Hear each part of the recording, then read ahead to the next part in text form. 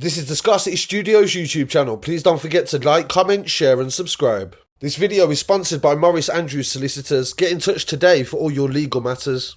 It has been over a week since a man was killed on Westbury Estate in Lambeth and he was shot dead. There were 40 people there, the police believe, in relation to witnesses, but only several people have come forward.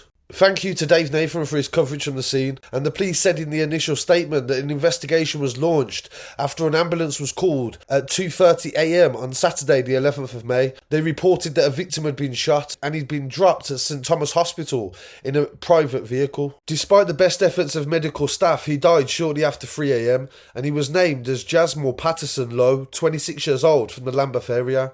His family had been supported by specially trained police, and they believe he was shot on the Westbury Estate on St Rule Street SW8, and a post-mortem examination the day after declared that he died from a single gunshot wound. The latest in this investigation is that somebody was arrested on the 14th of May. A 25-year-old man was arrested in South London in the early hours of the morning, and he's been arrested for the murder of Jazmel. Detective Inspector Martin Thorpe from the Specialist Crime Unit said, "This arrest demonstrates the investigation is making progress, but we are still appealing to witnesses that were in the local area. We know that around 40 people were gathered on St Rule Street on Friday evening and the early hours of Saturday morning.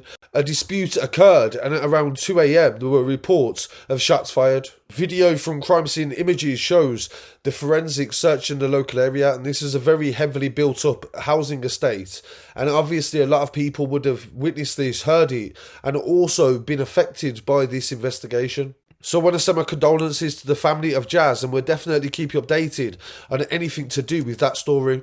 In another update coming from London at the Old Bailey Court, the murderers of Giovanni Espuet have been convicted after trial. 7 defendants were jailed at the Old Bailey for their part in the incident. Despite the intervention of emergency services, 21-year-old Giovanni died of his injuries after he was stabbed 11 times at a Halloween party in 2022 in Sudbury. Detective Inspector Jim Barry of the Crime Command said, "This was a senseless killing of a person that has now left his family without a relative. Giovanni was pursued for no reason and he was repeatedly stabbed because the defendants didn't want to lose face after an altercation with somebody else." The court heard that on the 30th of October 2022, Giovanni had gone with 2 friends to a Halloween party at a bar on Harrow Road in Sudbury.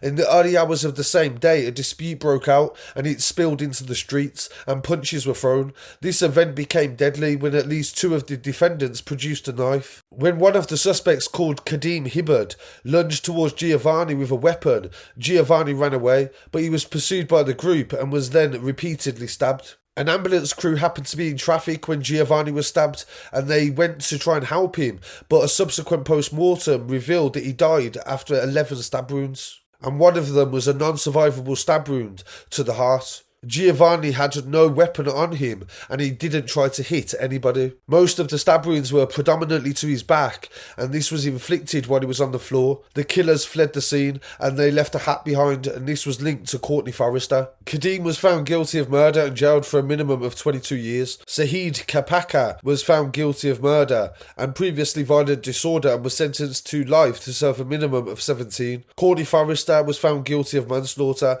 and he was jailed for a minimum term of 10 years. Bruce Hutchinson was found guilty of violent disorder and jailed for 2 years. Andre Brown Watson was found guilty of violent disorder and jailed for 2 years. Fiat Tato was found guilty of violent disorder and also jailed for 2 years. And Omar Knight, Kyle Peters were also jailed for violent disorder for the same amount of time. So this story definitely goes to show how easily alcohol can contribute to somebody getting murdered, and the way that this got out of control and how they didn't even know each other before this occurred. So rest in peace to Giovanni, and I really appreciate you joining me today, and I'll be back again very shortly with some more news. Please don't forget to like, comment, share and subscribe, and follow on social media as well at Scarcity Studios. Peace.